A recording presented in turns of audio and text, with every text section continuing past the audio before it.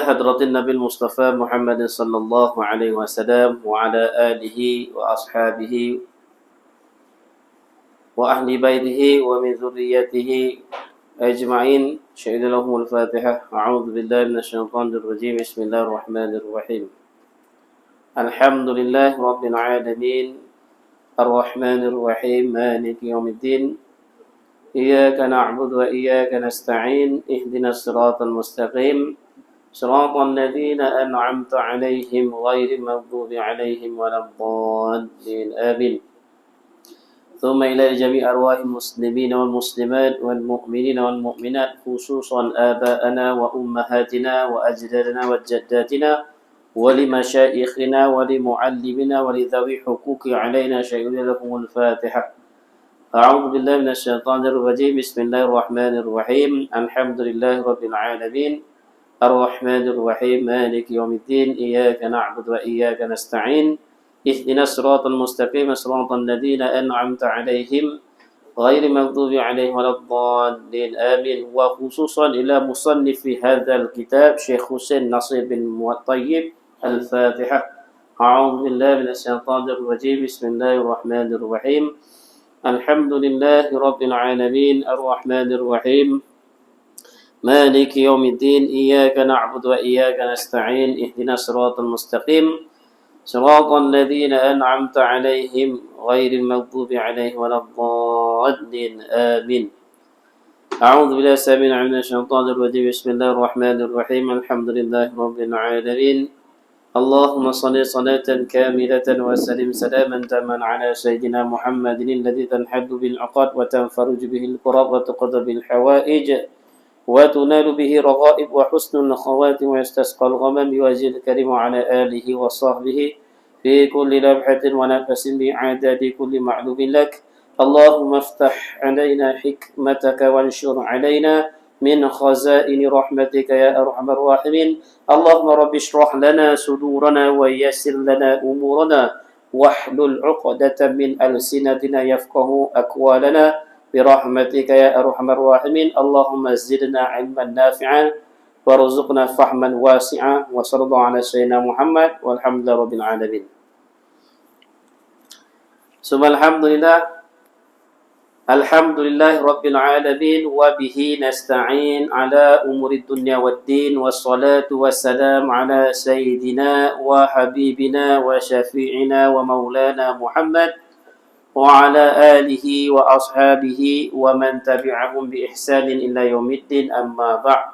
فقال الله سبحانه وتعالى في كتابه الكريم أعوذ بالله من الشيطان الرجيم. بسم الله الرحمن الرحيم. يا أيها الذين آمنوا اتقوا الله وقولوا قولا سديدا يصلح لكم أعمالكم ويغفر لكم ذنوبكم ومن يطع الله ورسوله فقد فاز فوزا عظيما. صدق الله العظيم. وقال النبي صلى الله عليه وسلم الكيس من دان نفسه وعامل لما بعد موته أو كما قال النبي صلى الله عليه وسلم. Dimuliakan Tuan Pengerusi Surau, Imam Surau, Bilal Surau, EJK Surau, serta hadirin hadirat muslimin muslimat yang dirahmati Allah SWT sekalian. Pertama, kita syukur pada Allah pada malam ini Allah Subhanahu wa taala masih lagi beri pada saya dan kita semua peluang. Peluang apa? Pertama sekali peluang kehidupan. Peluang nyawa, nafas yang Allah Ta'ala beri, masa. Masa yang Allah Ta'ala beri pada kita. Nyawa ni masa lah. Masa yang Allah Ta'ala beri untuk kita hidup dekat muka bumi ni atas maksud bagaimana seseorang itu mencari keredaan Allah Subhanahu wa taala sehinggalah dia kembali kepada Allah Subhanahu wa taala dalam keadaan Allah Subhanahu wa taala meredai dia. Kita syukur pada Allah pada malam ni Allah Subhanahu wa taala pilih lagi kita untuk tunaikan satu perintah yang sangat agung, satu perintah sembahyang waktu maghrib dilakukan dengan cara Nabi sallallahu alaihi wasallam, cara berjemaah yang diganjarkan pahalanya 27 kali pahala. 27 kali ganjaran berbanding dengan sembahyang seorang diri dengan 27 darjat. Dan lagi kelebihan-kelebihan barang siapa yang daripada rumah dia dalam keadaan berwuduk kemudian dia melangkahkan kakinya ke masjid, untuk menunaikan perintah Allah SWT, maka setiap langkah kaki yang dilangkahinya, Allah Ta'ala kurniakan 3 ganjaran. Pertama sekali, Allah SWT gugurkan dosa dia dengan 1 langkah hanya. 1 dosa Allah gugur. Dari sini keluar tu dia dah berapa langkah. Dengan langkah yang sama juga, Allah Ta'ala beri 1 pahala. Dengan langkah yang sama juga, Allah SWT tingkatkan darjat demi darjat. Ini untuk 1 pahala, untuk 1 langkah saja. Apatah lagi kalau rumah kita jauh daripada masjid kita, jauh daripada surau kita, sehingga 1 orang sahabat, beliau ingin berpindah dekat dengan masjid Nabi SAW, sehingga diketahui oleh Nabi SAW, maka Nabi SAW menasihati sahabat tersebut supaya kekalkan rumah dia di tempat yang jauh tu. Supaya apa? Supaya Allah Ta'ala boleh mengganjarkan ganjaran dia, setiap langkah dia tu dengan lipat kali ganda ganjaran. Jadi sebab itulah hari ini kita syukur pada Allah. Allah Ta'ala pilih kita bukan sebab rumah kita dekat dengan masjid, bukan dengan sebab kita ada kereta, bukan dengan sebab kita sihat, tapi dengan sebab taufik dan hidayah daripada Allah Subhanahu Wa Ta'ala. Dan Allah Subhanahu Wa Ta'ala hidupkan kita pula lagi daripada bulan Syawal. Setelah kita bertungkus lumus buat berpuasa pada bulan Ramadan, Allah Ta'ala masih beri peluang pada kita untuk hidup di Aidul Fitri. Dan banyak juga ganjaran yang Allah Ta'ala sediakan dalam bulan Syawal ni. Seperti mana puasa sunat 6 hari, seumpama puasa sepanjang tahun. Ini kasih sayang Allah. Dan pada bulan ini pula kita jadikan sebagai amalan ziarah. Ini bagi orang Malaysia lah. Orang Malaysia ni patutnya amalan ziarah ni bukan Aidul Fitri saja. Ziarah ni sebenarnya setiap hari kita kena buat ziarah. Dalam hadis Nabi SAW menyatakan, man sarrahu, barang siapa yang nak dilapangkan rezeki dia, barang siapa yang nak dilapangkan rezekinya dan nak dipanjangkan umurnya, maka sambunglah silaturahim. Ini hadis Nabi SAW. Untuk kita berkat rezeki kita, nak panjang umur kita, buat usaha ziarah. Baguslah bulan ni juga kita jadi khusus, jadi ziarah di antara satu sama lain, tapi kita kekalkan pada bulan yang lain. Amalan dan baguslah, tapi cuma kita nak kekalkan sehingga ke bulan-bulan yang lain pun kita sentiasa buat ziarah. Sebab dengan amalan ziarah ni lah Allah Ta'ala pandang kita dengan rahmat. Tiga pusingan yang Allah Ta'ala suka dekat dunia ni. Pertama sekali, pusingan malaikat di Baitul Ma'mur. Baitul Ma'mur ni setentang dengan Baitullah.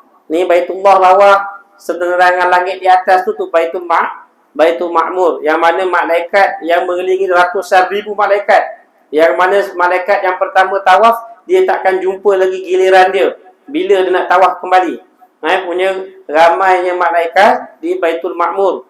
Kemudian pusingan yang kedua, Allah sukalah pusingan orang yang tawaf di Kaabah.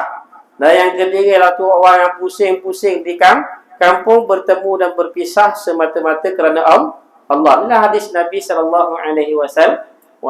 Ini kita nak hidupkan, nak amalkan hadis Nabi, ziarah menziarahi. Jadi insya-Allah pada malam ini kita sambung pengajian kita pada kitab Usulut Tauhid pada muka surat 34. Betul lah? Rumi 85. Betul. Rumi 85. Jawi 34. Faslun fil imani. Bab dalam menyatakan iman. Iman ni penting lah. Baik, kita tengok. Bismillahirrahmanirrahim. Wa qala musannif rahimahumullahu ta'ala wa nafa'ana bi'ulumin fi daraini amin. Ini suatu fasal pada menyatakan makna iman dan barang yang bergantung dengan dia. Ini fasal iman ni nak menyatakan tentang iman dan apa perkara yang berkaitan dengan iman. Maka Syekh ni berkata, bermula makna iman pada lughah, yakni pada bahasa, daripada segi bahasanya. Makna iman daripada segi bahasa, at-tasdiqu mutlaqan. At-tasdiqu mutlaqan. Artinya percaya hati semata-mata dengan khabaran dan dengan orang yang mengkhabarkan. Ini dari segi bahasa. Maknanya kita percaya. Percaya bukan sekadar percaya. Tasdik maknanya membenarkan. Bukan sekadar percaya je. Dia membenarkan sekali. Macam satu orang, dia membenarkan seorang itu, dia seorang penembak tepat. Bukan sekadar dia percaya, orang tu memang tembak tepat. Bukan sekadar dia percaya je. Percaya dia tengok gitu je. Bahkan sehingga dia sanggup orang tu tembak sasaran di atas kepala dia. Itu baru betul membenarkan. Kalau masih lagi tengok orang, baru tengok, dia tu tengok kena pum satu tepat, 2 tembak, 3 tepat, sampai 10 kali tepat. Tiba-tiba nak tembak ke arah kita, sasaran ke atas kepala kita, kita dah tak yakin. Itu belum membenarkan lagi. Belum membenarkan lagi. Orang yang betul-betul membenarkan dia, seumpama yang saya bagi umpama tadi, seperti mana penembak tepat tadi, dia menembak sasaran di atas kepala kita. Baru yang betul kita kata dia tu memang benar, dia ni penembak tepat. Kalau masih ada keraguan lagi, belum lagi nama tasdik. Bukan senang. Percaya senang. Percaya dia penembak. Percaya. Nampak berkali-kali tembak. Betul. Tapi nak membenarkan dia apabila tembak je dia punya, apabila sasaran dibubuh di atas kepala kita, kita mula dah goyang. Dah mula goyang.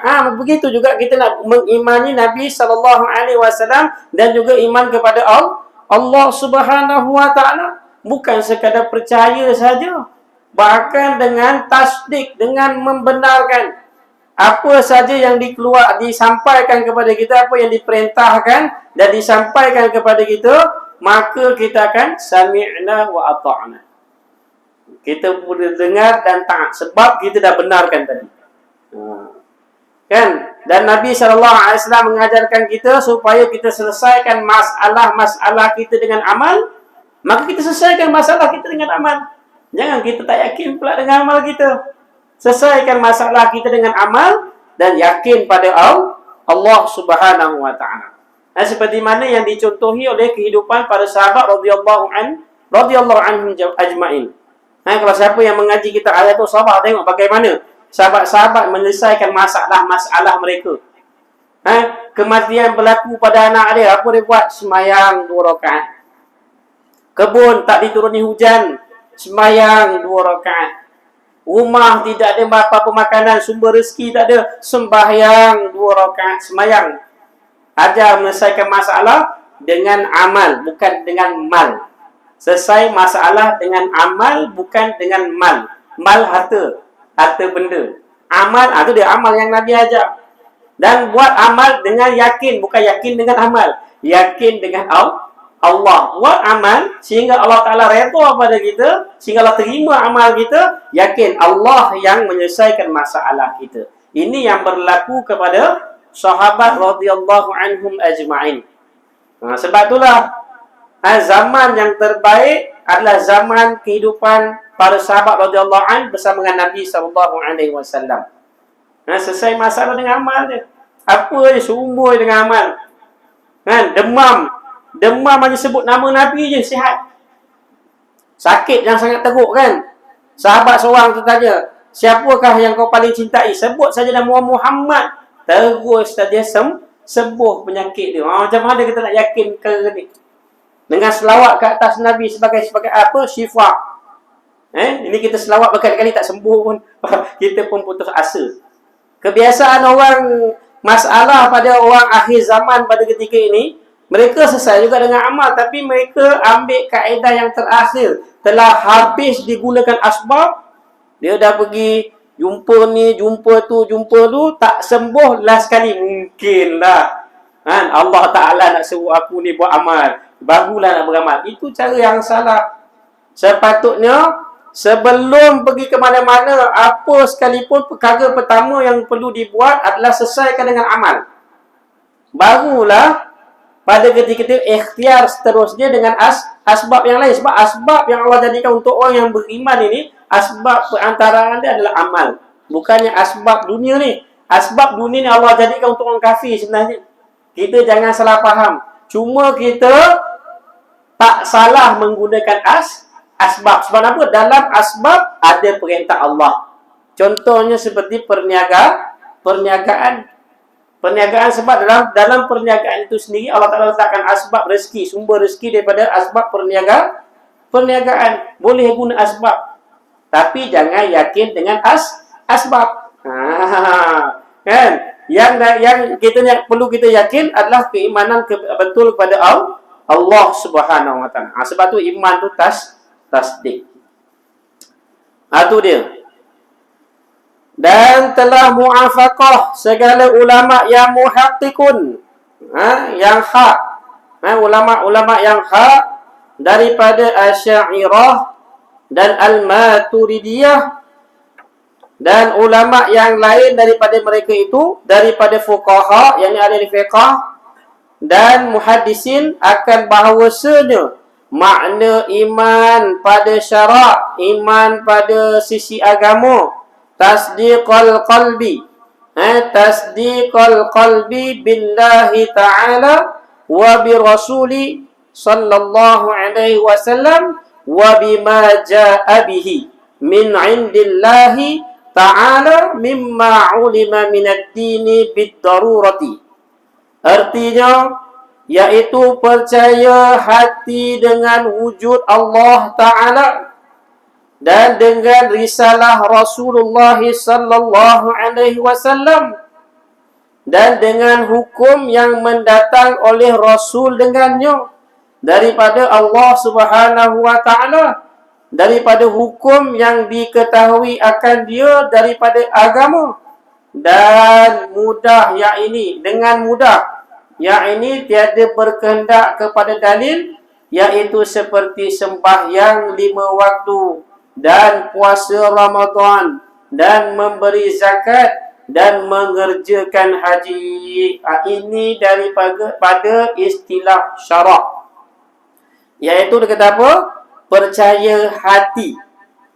Tasdikun, percaya hati, terjemahkan percaya itu maknanya membenarkan. Percaya bukan bercakap percaya je dan dia membenarkan. As-saddiq, siddiqun, sidqun, kita benar. Tasdik, membenarkan. Kita kena benarkan. Bukan saja kita percaya saja, tapi serta membenarkan dalam hati kita akan kewujudan Allah Subhanahu wa Ta'ala. Ini yang susah, kan? Hari ini manusia nak yakin betul-betul akan kewujudan Allah ni sangat-sangat susah. Kejap percaya, kejap tak percaya, kan? Time iman dia kuat, orang dia percaya. Kadang-kadang time sihat dia percaya, time sakit dia kurang percaya dah. Time rezeki melimpah dekat dia, wah percaya dia. Time rezeki sikit kat dia, dah mula goyang iman dia. Ini tak betul. Iman ni dia sentiasa sebenarnya sentiasa dia meningkat, dan sehinggalah sampai tahap dia stable, seperti mana iman-iman para malaikat. Yang mana dia dah tak meningkat, dah tak turun dah. Dia sebab apa? Dia sentiasa taat kepada Allah Subhanahu wa Ta'ala. Apa jua keadaan bagi diri dia, dia tak ada terkesan pun. Kita nak usahakan atas tu lah.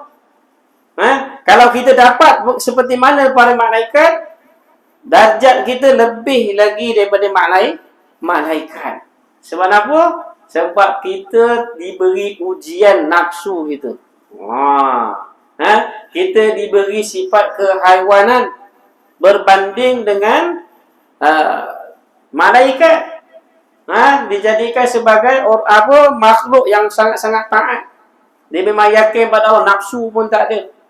tidak mempunyai kehendak-kehendak. Sama saja bagi malaikat, dia tengok A ke, dia tengok B ke, dia tengok hitam ke, dia tengok putih ke, sama je bagi dia. Sedikit pun tak kesan. Lawa ke, tak lawa ke, sama bagi dia. Tapi manusia ni, ujian dia nafsu tu. Nafsu, Allah letak nafsu. Kadang-kadang nampak colour je. Nampak colour je, dia pun dah terkesan. Kan? Contoh sekarang colour putih, cerah mata dia. Cuba colour gelap, padam lampu. Berubah keadaan dia. Tak sama. Dia terkesan lagi dengan suasana. Orang yang betul-betul iman dia mantap pada Allah Subhanahu Wa Taala, dia tidak terkesan dengan suasana. Iman dia dah stable. Ini bagi orang yang dah sampai maqam dia. Tapi kalau belum lagi, perlu diusahakan. Sehingga dah sampai kepada nafsu mutmainnah tu dah sampai lah. Mana dia tak berubah-ubah, kat situ tetap. Itu nama mutmainnah, ma'ninah kan? Tetap. Kerana dia tak berubah-ubah. Apa juga itulah dia. Kan? Dibaca ayat Allah, meningkat. Kan? Bertambah yakin dia kepada Allah Subhanahu Wa Taala. Jadi percaya hati dengan wujudnya Allah Ta'ala dan dengan risalah Rasulullah Sallallahu Alaihi Wasallam. Yakin dengan risalah iaitu utusan Allah Subhanahu Wa Ta'ala. Segala apa pengkhabaran daripada Nabi Sallallahu Alaihi Wasallam, kita nak kena benarkan dia. Seperti mana yang berlaku kepada Sayyidina Abu Bakar As-Siddiq radhiyallahu anhu. Apabila Nabi SAW menceritakan tentang perihal Nabi Isra' wal Mi'raj, maka Sayyidina Abu Bakar lah orang yang membenarkan Nabi. Walaupun cerita tersebut luar daripada akal kita. Kan? Pergi perjalanan yang sangat jauh. Secara ghalibnya perjalanan untuk pergi satu tempat tu makan masa 1 bulan. Tiba-tiba berjalan dengan 1 malam. Akan perkara yang di luar pemikiran. Perkara yang macam ni, tapi walaupun perkara yang di luar fikiran, siapa yang menyampaikannya? Siapa yang sampaikan berita tu? Tu yang penting kita nak tahu. Yang sampaikan berita itu adalah Nabi SAW. Siapa dia? Utusan yang Allah telah utus kepada umat ini. Ini yang kita nak belajar yakin ni. Walaupun perkara yang di luar akal kita, yang susah kita nak percaya, secara adatnya tak boleh terima perkara tersebut, tetapi nak yakin dengan perkataan Nabi SAW. Bukannya senang. Sebab itulah Sayyidina Abu Bakar digelar sebagai As-Siddiq. Sebab apa? Orang yang sangat membenarkan Nabi SAW pada ketika ramai yang tak percaya pada Nabi, ramai yang murtad. Pada ketika Nabi menyatakan bahawa Nabi telah Isra'. Nabi Isra' je baru Nabi berjalan daripada Masjidil Haram ke Masjid Aqsa je Nabi cerita. Itu pun ramai yang kufur. Belum cerita pasal naik langit pertama, langit kedua, langit ketiga lagi. Tak ada cerita. Perjalanan daripada bumi ke bumi pun dah tak percaya. Bagaimana nak percaya tentang perjalanan Nabi ke langit? Ini keadaan kita. Begitu juga pada hari ini. Bagaimana kita nak meyakin akan hadis-hadis Nabi SAW? Lagi ni kita sibuk. Hadis sahih ke? Kita buat amal. Dia hadis do'if ni. Yakin kalau orang yang betul-betul beramal dengan hadis, tak kisah. Hadis do'if pun dia amal. Satu benda yang tak bertentangan dengan syarak, tak ada masalah. Kalau hadis yang tak bertentangan dengan syarak, apa masalah kita nak amalkan? Pergi masjid. Kan? Pergi masjid macam-macam hadis. Kan? Ada yang sahih, ada yang dhaif, macam-macam. Amal. Buat amal. Sebab itulah hadis dhaif ni, para ulama dia tidak buang. Tidak saja-saja buang. Dengan Imam Bukhari radhiyallahu anhu sendiri pun dia tidak membuang hadis-hadis dhaif. Kadang-kadang dia buat kepala kitab. Dalam kepala bab. Bab kitab dia masukkan hadis dhaif. Buat kepala tajuk. Tapi daripada hadis dhaif, nak bagi tahu hadis tu boleh beramal, bukan bulat-bulat buang. Ni kita nak belajar-belajar yakin dengan perkataan Nabi. Sebab itulah hari-hari kita kena dengar Nabi supaya apa? Supaya datang ihtisab. Apa ihtisab? Yakin dengan janji-janji Allah melalui perantaraan hadis Nabi sallallahu alaihi wasallam. Ni yang kita kena belajar. Sebab itulah kalam Nabi dah tak ada lagi dah. Yang tinggal hanya kalamur Rasul dan kalamullah dan kalamur Rasul. Itu saja yang tinggal. Jadi siapa lagi kita nak percaya? Siapa yang Nabi tinggalkan? Iaitu para ulama warisatul anbiya. Jadi kita dengar, ambil hadis, kita buat amal. Ni. Jadi sebab itulah iman ini percaya hati dengan wujud Allah Ta'ala dan dengan segala risalah Rasulullah sallallahu alaihi wasallam dan hukum yang mendatang oleh Rasul dengan dia. Apa saja yang Allah Ta'ala datangkan hukum-hukum kepada Nabi sallallahu alaihi wasallam, hendaklah kita mengikutinya. Sebab hukum tu datangnya daripada Allah Subhanahu wa Ta'ala, daripada hukum yang diketahui akan dia daripada agama dan mudah. Agama dengan mudah, bukannya susah pun, dengan mudah je. Yang ini tiada berkehendak kepada dalil, tak perlu pada, iaitu seperti sembahyang. Orang tengok sembahyang dah tahu lah, ni sembahyang ni amalan agama. Puasa Ramadan, ini amalan agama. Inilah amalan agama, kita yakin ini amalan datang daripada Nabi sallallahu alaihi wasallam dan datang daripada Allah SWT. Yang Nabi yang sampaikan kepada kita melalui perantaraan sehinggalah kepada para ulama, sampailah kepada hari ini pada orang yang mengetahui tentang hukum hakam Allah Subhanahu wa taala. Seperti puasa Ramadan, membayar zakat dan mengerjakan haji. Maka bermula ini qaul, iaitu yang terlebih rajih, yang terlebih teliti daripada segala qaul yang lain, iaitu keadaan hakikat iman itu basit. Basit apa? Luas. Mana iman ni luas, bukannya dia tertentu saja, tapi dia luas makna dia. Dia bukan murakab, bukannya juzuk-juzuk ni mesti nak ni. Dia makna dia luas. Sebab tu dia tanya tentang iman. Nabi dah Jibril tanya kepada Nabi apa itu iman kan?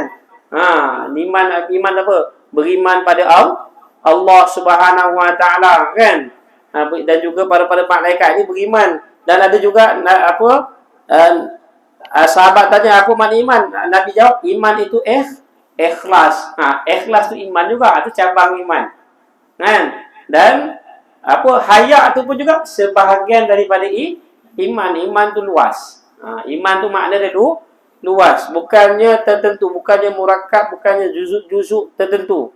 Iman makna dia luas. Iaitu ibarat daripada tasdik hati jua. Dan seperti mana yang telah dimisalkan, seperti mana yang kita tasdik yang kita benarkan.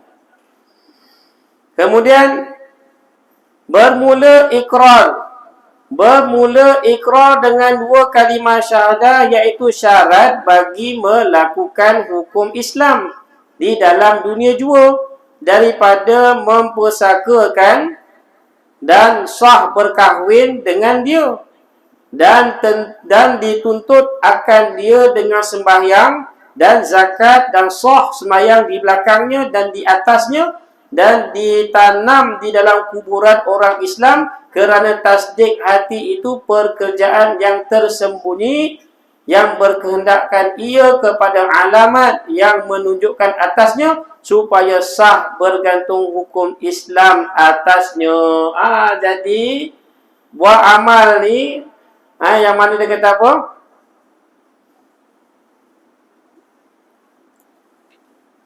Jadi melakukan hukum Islam, iaitu melaksanakan segala undang-undang Islam, sembahyang, puasa, zakat, haji, kan? Ini syarat dia adalah dengan ikrar tadi. Ikrar apa? Ikrar dua kalimah syahadah. Apabila seseorang itu dia mengikrarkan asyhadu an la ilaha illallah wa asyhadu anna Muhammadar Rasulullah, jelas ada saksi-saksinya bahawa dia membuat penyaksian tersebut, Walaupun di dalam hatinya kita tidak mengetahui apakah dia ni betul-betul beriman ataupun di sebaliknya, maka hukum dia boleh mengamalkan agama Islam. Kalau dia sembahyang, kita boleh berimamkan dia. Sama ada di imam belakang dia ke, atas ke. Kalau masjid kan, masjid ada bangunan tinggi yang dia kat bawah, ataupun atasnya ke, kita boleh ikut dia. Walaupun ada orang berdakwa dia ni bukan Islam ni, tapi tidak ada bukti, tidak ada pembuktian seperti mana berlaku di zaman Nabi SAW. Ada seorang munafik, ada seorang munafik, dia buat perancangan untuk merosakkan program Nabi SAW. Nak rosakkan rancangan Nabi SAW. Seorang sahabat telah mendengar perkara tersebut dan sampaikan kepada Nabi SAW. Maka Nabi kata, betul ke? Maka dia telah panggil orang munafik tadi. Dia panggil orang munafik tadi. Maka Nabi tanya pada orang munafik tadi, adakah betul apa yang diceritakan oleh sahabat aku ni? Tentang apa? Maka dia kata, tak ada. Wallahi, tidak. Tidak, dia kata aku tak cakap macam itu pun. Padahal dia memang cakap, dia memang nak rosakkan rancangan Nabi SAW. Sehingga sahabat sebut merasa sedih atas perkara tersebut. Sehingga Allah Ta'ala turunkan firman pada Nabi SAW menyatakan tentang perkara tersebut. Barulah selamat. Nak bagi tahu tu, Nabi juga berhati-hati dalam menghukum seseorang itu Islam ataupun tidak. Bukannya suka-suka nak dengar gitu, tapi mesti ada pembuktian. Yang mana hari ni jelas orang suka-suka nak mengkafirkan orang. Kena tengok dulu. Bukan boleh suka-suka, dia ni kafir. Tak boleh. Sebab benda dalam hati kita tak tahu, tapi dah jelas dah kekafiran dia. Kita nampak dia pergi semayang sembah, bukan dia sembah Allah, tapi sembah lain. Nampak depan mata kita perbuatan dia. Dan dia telah membuat pengakuan di hadapan kita, barulah boleh kita menghukumkan perkara tersebut. Selagi mana kita tak tahu barang yang dalam, kita tak payah ambil tahu. Tak payahlah kita nak cek dia. Kita ikut kan. Kita selama ni kita jadikan dia imam kan. Tahu-tahu orang dengar cerita, dia ni munafik. Dia sebenarnya bukan Islam. Kan? Kita kena tanya, tengok dulu, periksa betul. Kalau tengok amalan zahir dia masih lagi buat amalan Islam, tak bertentangan, tak ada masalah, kita buat je lah. Tentang keyakinan dia pada Allah, tentang apa yang dia simpankan dalam hati dia, besok akan dipersoalkan di akhirat. Inna sam'a wal basara wal fu'ada kullu ulaika kana anhu mas'ula. Inna sam'a, sesungguhnya pendengaran kamu, penglihatan kamu, dan segala barang dalam dada kamu, semuanya akan ditanya, akan dipersoalkan besok di akhirat. Kita ni pun belum tentu lagi. Kita sibuk jaga kita ni iman, aku orang beriman. Besok nak tahu, kita dah masuk dalam kubur besok. Soalan-soalan tu yang telah dibocorkan semua akan disoal. Yang boleh jawab besok, amal kita lah.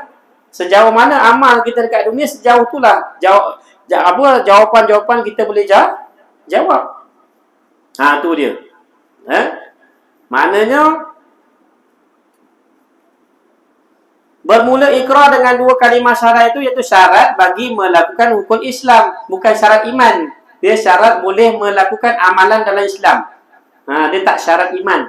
Sebab tu Islam satu perkara, iman satu perkara. Dua perkara yang berbeza. Orang yang beriman, insya-Allah di Islam. Orang Islam belum tentu dia beriman.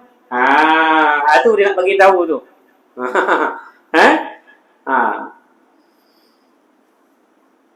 Lepas tu kata ikrar bermula ikrar dengan dua kalimah syarat itu, iaitu syarat bagi melakukan hukum Islam dalam dunia jua, daripada mempersakakan dan sah berkahwin dengannya. Sah berkahwin dengan dia, walaupun kita tak tahu dia dalam hati dia, sah berkahwin dengannya. Dan dituntut akan dia dengan semayang, dia pun dituntut semayang dan zakat, dan sah semayang di belakangnya, di atasnya, dan ditanam dalam kuburan orang Islam sekiranya mati. Kerana tasdik hati itu pekerjaan yang tersembunyi, yang berkehendakkan ia kepada alamat, iaitu tanda yang menunjukkan atasnya supaya sah bergantung hukum Islam atasnya.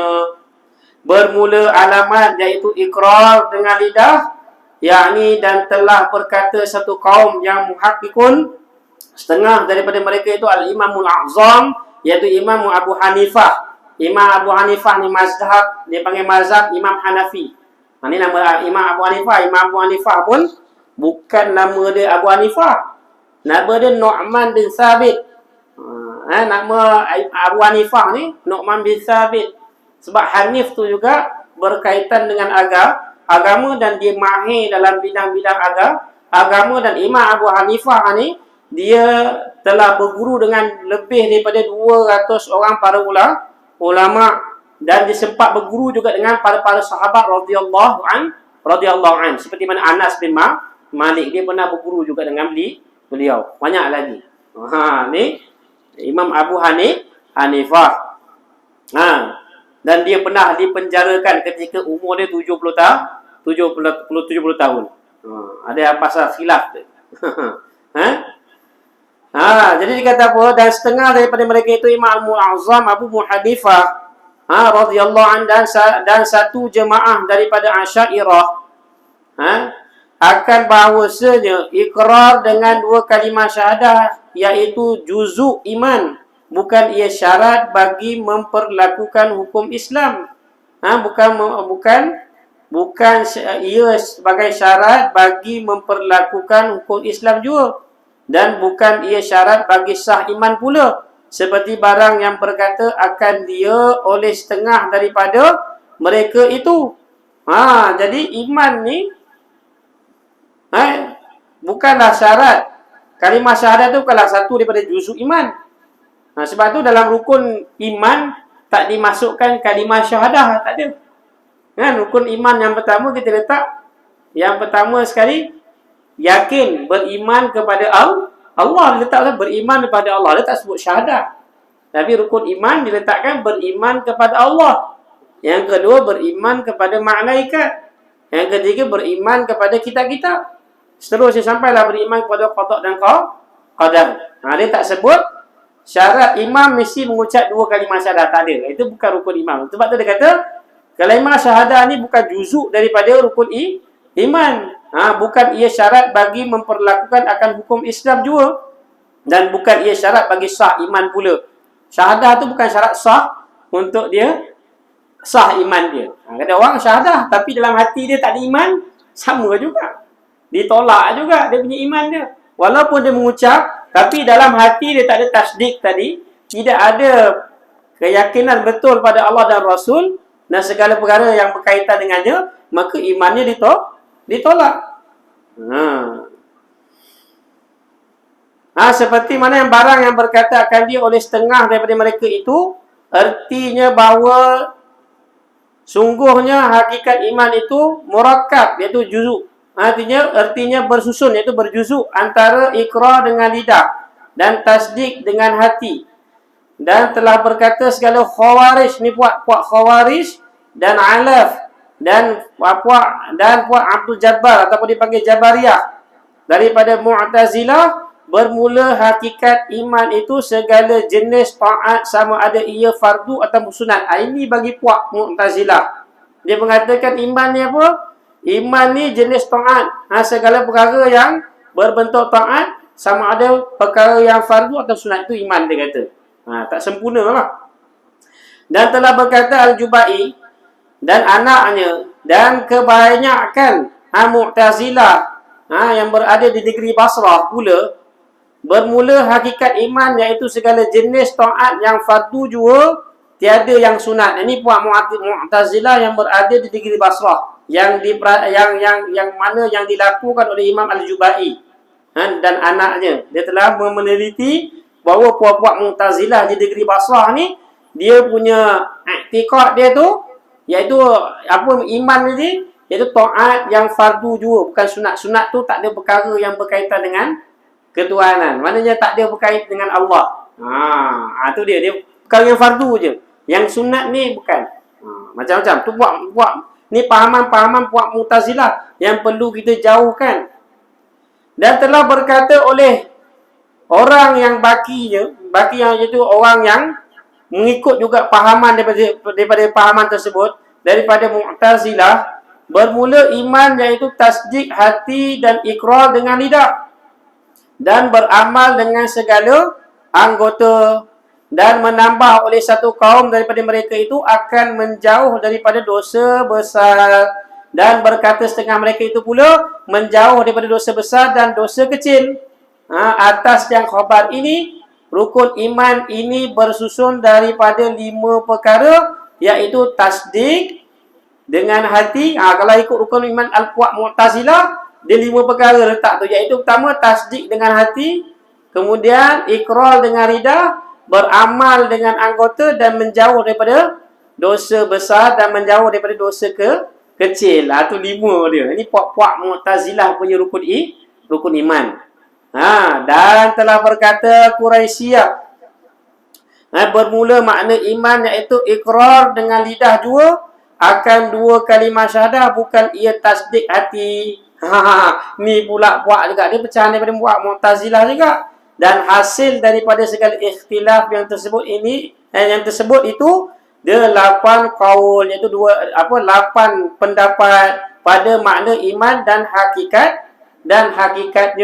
Di puak-puak Mu'tazilah. Dan telah berkata Imam Nawawi rahimahullahu ta'ala, telah muafaqat, iaitu telah sepakat ahlu sunnah wal jamaah. Kalau kita dah faham dah siapa, kalau kita sebut ahlu sunnah wal jamaah, orang yang mengikut fahaman-fahaman Imam Abu Hasan al-Ash'ari dan Imam Abu Mansur al-Maturidi, ini dikatakan ahlu sunnah wal jamaah adalah mereka itu daripada segala ulama hadis dan ulama fuqaha dan ulama usul, akan bahawasanya orang mukmin yang dihukum akan dia daripada ahli kiblah dan tiada kekal mereka itu dalam neraka. Maka Syekh ini, Imam Nawawi, mengatakan bahawa puak-puak Mu'tazilah ini, dia bukanlah kekal di dalam neraka. Dia bukanlah kekal dalam neraka. Dan satu hari nanti dia akan dikeluar juga. Dia akan dikeluarkan dengan sebab keimanan yang ada dalam diri mereka. Kan ada hadis kan, Nabi SAW menyatakan kan, walaupun ada iman yang sebesar zarah, maka akan diganjarkan syurga 10 kali besar dunia ni. Iman yang sedikit pun Allah akan keluarkan. Sebab tu ulama muhakkikin menghukumkan mereka ni bukan kekal dalam neraka. Masa akan datang mereka akan dikeluarkan juga dan akan dimasukkan ke dalam syurga juga dengan sebab nilai iman yang ada dalam diri dia. Jadi dikata apa? Daripada segala ulama hadis dan ulama fuqaha dan ulama usul, akan bahawasanya orang mukmin yang dihukum akan dia daripada ahli kiblah dan tiada kekal mereka itu di dalam neraka, iaitu segala mereka yang iktikad mereka itu dengan hatinya akan agama Islam dan mereka itu dengan hatinya akan agama Islam akan sebagai iktikad yang jazam, makna dia meletakkan agama Islam tu dalam hati dia yang tak betul-betul tak berubah. Kalau ditanya, kalau dipancung, dicincang, tanya kamu agama Islam, maknanya dia memang betul-betul jazam yang tidak berubah-ubah. Itu maksudnya. Maknanya dia tu orang yang iktikad bahawa memang di Islam cuma kesalahpahaman tentang kepahaman iktikad itu saja, maka dia tetap juga akan dikeluarkan daripada neraka di atas kesalahan-kesalahan dia tu. Dan berkata mereka itu serta yang demikian ini, serta yang demikian itu dengan 2 kalimah syahadah, maka jika menyimpan mereka atas salah satu daripada keduanya, maka iaitu tiada ia daripada ahli kiblah sekali-kali, tetapi dikekalkan akan dia di dalam neraka.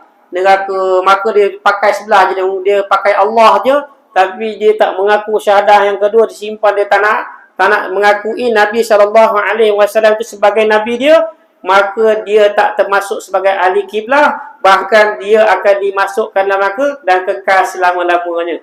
Sebab dia permasalahan iktikad dia tu, dia tak yakin kepada Nabi. Dia yakin pada Allah tapi tak yakin pada Nabi. Seperti mana orang Yahudi. Orang Yahudi mereka yakin sangat pada Allah, Dan keturunan-keturunan, banyak keturunan-keturunan daripada keturunan orang Yahudi juga, keturunan mereka sebelum-sebelum itu adalah keturunan para Anbiya. Dia pecahan daripada golongan Bani Israel.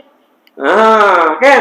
Tetapi apabila Allah Ta'ala beri ujian pada mereka, dan Allah datangkan Nabi akhir zaman daripada golongan, bukan golongan daripada Bani Israel, Allah Ta'ala keluarkan daripada golongan orang Arab, maka mereka tidak menerimanya. Maka dengan sebab itulah Allah Ta'ala menolak iman mereka. Walaupun mereka tahu memang betul itu memang Nabi. Mereka mengaji kitab Taurat, mereka mengaji kitab Injil. Sehingga Allah Ta'ala beritahu, ya'rifunahum kama ya'rifuna abna'ahum. Mereka mengetahui akan Nabi SAW. Lebih mereka tahu daripada anak-anak dia sendiri. Lebih kenal lagi Nabi. Anak dia tak lahir lagi, Nabi mereka dah kenal lah. Nabi belum ada lagi, mereka dah kenal Nabi dah. Sampai begitu sekali Allah ceritakan dalam Quran tentang orang Yahudi. Sebab itulah iman mereka ditolak dengan sebab keyakinan dia saat yang tidak mencukupi, iaitu keyakinan dia tidak ada pada keyakinan pada Nabi SAW. Dia tak meyakini pada Nabi, tidak mencintai Nabi SAW, maka iman mereka ditolak. Maka dia tidak dinamakan sebagai ahli kiblah walaupun dia yakin dalam hati dia adalah Allah. Tu dia. Maka dia kata dikekalkan akan dia dalam neraka melainkan jika meninggal. Jika meninggal ia daripada berkata dengan dua kalimah syahadat itu kerana lemah ia. Lemah ia kenapa? Lemah ia dengan sebab kelu, lidah dia tak boleh cakap. Lidah ada kelu, tak boleh bercakap. Bisu dan sebagainya, ataupun susah nak cakap lidahnya, atau lainnya, maka ketika itu dibilang akan dia mukmin. Kan? Mukmin dengan sebab tasdik. Dibilangkan akan dia akan dikira sebagai orang Islam, sebagai orang yang beriman dengan sebab tasdik. Ini besok Allah Ta'ala lah yang punya kerja. Bukan kita lah. Tapi dikirakan dengan tasdik dia. Sebab dia keldu. Dia tak boleh cakap. Di akhir kalam tak boleh sebut. Tapi dalam hati dia, ni Allah yang akan kira dia. Allah akan pelik hati dia. Ni bukan kerja kita dah. Ini kerja Allah Ta'ala. Kita ni nak uruskan satu perkara, kita mengikut hukum Zohir. Tak payahlah sampai batin pun kita nak tengok dia. Sebab itulah kita nak menghukum seseorang tu, kita tengok Zohiriah cukup. Tak payah sampai nak mendalam dalam. Nak hukumkan seseorang ni, nak tanam dia ni dekat, dia ni nak tanam dia dekat kuburan Islam tu, tak Islam ni. Tengok semasa hidup dia, apa amal dia. Kalau dia ada pergi masjid, ada Islam, tak boleh tanamnya. Walaupun dalam hati dia tu bukan Islam. Itu bukan kerja kita. Itu besok kerja Allah Ta'ala. Lain melainkan jelas amalan-amalan yang dia buat tu bukan amalan Islam. Barulah pada ketika itu tidak boleh ditanam di dalam perkuburan Islam. Itu dia. Dan i'tiqad juga. Sebab benda tasdik ni satu perkara yang i'tiqad, yang tak nampak. Bermula iman, wallahu a'lam. Cukup dah tu. Yang mana? Tengok siapa yang diikut lah. Kalau kita di sini lah. Kubur Islam di kampung tadi. Okey. Macam nak ada berjalan ke buat pagar tu. Kalau orang yang memang betul jelas dia tu memang kafir, tengoklah diikut amalan mana. Kalau tak ada, kita asingkan dia lah daripada perkuburan. Kita boleh tanam di mana-mana, tapi jangan samakan dengan perkuburan Islam. Tanam kat tempat lain. Kan? Dan lebih teruk lagi kalau betul jelas orang tu boleh bagi makan anjing ke. Ya, dia jelas orang murtad ni. Dia punya dia punya teruk tu, dia punya jasad dia tu boleh bagi makan anjing. Murtad, orang murtad di Islam. Mana keluar daripada Islam. Kalau dia mati, kita tak ada tanggungjawab bagi kita. Melainkan kalau ada sebab bau, mungkin sebab oleh jenazah tak ada orang yang mengelolanya, boleh kita mengelolakannya untuk tanam saja sebab nak hilangkan bau. Kan busuk pula tak ada orang tanam. Lebih kita tanam pun tak payah sempurna, tak payah mandi, tak payah apa. Tanam saja. Itu sebab dia murtad. Tapi bukan tanam di perkuburan Islam. Tempat lain lah.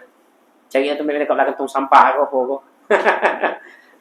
Sebab kehinaan dia. Sebab tu dia ada perbezaan dia. Orang Islam dengan orang yang bukan Islam. Itu cara dia. Sebab tu kita kena hati-hati. Sebab tu bila orang murtad ni kan, dalam Islam pujuk lagi suruh dia masuk, suruh dia bertaubat. Sama juga dengan kadang-kadang ada orang soal gurauan-gurauan. Tu bahaya. Kalau gurauan dalam akidah ni pun bahaya juga. Dia mengatakan sepulan ni dia gurau-gurau. Dia mengatakan bahawa dia tu bukan Islam. Padahal dia Islam, dia bergurau. Bahaya gurau macam itu. Walaupun tak terbatal nikah kan. Tapi dia kena segera taubat tu bahaya. Tapi percakapan dia tu percakapan yang bahaya. Kadang gurau dah kan. Tu bahaya tu. Kan? Tapi tak adalah sampai jatuh penceraian kalau dia segera taubat. Tak adalah jatuh talak isteri dia. Kan? Sebab tak termasuk dalam syarat talak. Tak termasuk dalam syarat talak. Kalau talak tu, kalau dia main-main, kalau cakap talak main-main pun apa? Boleh gugur kalau talak ni. Kan? Dalam berlakon pun sama. Tak kisahlah pakai nama lain tak apa, berlakon. Berlakon suami isteri berlakon berdua. Aku ceraikan kau. Jatuh talak. Sebab tu jangan main-main berlakon ni. Walaupun berlakon-berlakon, kau abang ceraikan kau. Dah cerai. Sebab tu mulut kita kena jaga. Dalam Islam ni ada perkara-perkara yang kita boleh bergurau. Ada perkara-perkara yang tak boleh kita bergurau. Sebab tu kita kena tahu. Lagi-lagi dalam bab akidah lah, bahaya sangat. Ada orang mengadu pada saya kan, tentang perkara tersebut. Ada. Dia cakap, Habis Ustaz, macam mana dengan sekarang dengan isteri dia tu? Saya tanyalah beberapa orang juga. Tentang masalah gurau kan. Kalau gurau kan murtad keluar dari Islam. Tak boleh bersama dengan isteri Islam. Macam mana keadaan dia tu kan? Dia kena segera taubat. Kalau tak segera taubat, dia kekal lagi dengan dia mengakukan dia tak taubat, mana tak kembali balik. Taubat ni mana kembali. Orang kata taubat ni asal perkataan ni taba yang tubuh taubatan. Taba maknanya kembali. Taubat. Asal perkataan taubat tu ambil daripada perkataan taba tu maknanya kembali. Mana cepat kembali lah. Kembali selesai balik dah boleh dia bersama dengan isteri dia. Samalah juga dengan hukum orang kafir yang masuk Islam. Orang kafir masuk Islam, suami isteri memang dia kafir, tapi dia berkahwin dengan isteri dia ketika dia dalam agama lain. Tapi apabila dia masuk Islam, anak dia masuk, semuanya jadi Islam. Tak perlu nak akad nikah lagi, nak pergi pejabat gadi, akad nikah semula tak perlu. Dia kira sebagai ahli keluarga dia. Ni dia. Tu lain. Sebab tu dalam Islam ni luas. Sebab tu kita kena banyak mengaji lagi tentang perkara yang mendalam lagi. Supaya kita, yang penting untuk kita je. Bukan untuk apa pun. Untuk kita nak buat amal. Nak mengamalkan. Wallahu a'lam.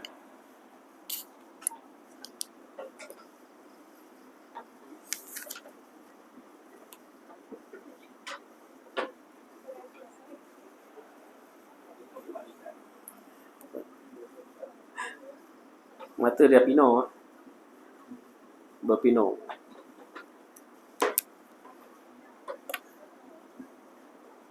Jadi insya-Allah saya juga pada malam ni menjemput tuan-tuan yang ada kat sini kan, ahli Korea ahli surau Haji Leman ni hadir ke majlis sambutan hari raya di madrasah kita pada 27 hari bulan Jumaat ni. Jumaat ni bermula pada asar sehinggalah maghrib. Kambing golek juga ada. Sini kambing golek kan, sana pun ada kambing golek juga. Dan macam-macam lagi lah. Semua sekali dijemput insya-Allah. Wallahu alam. Bismillah. Tentang rawatan pula. Okey, saya ceritakan pula.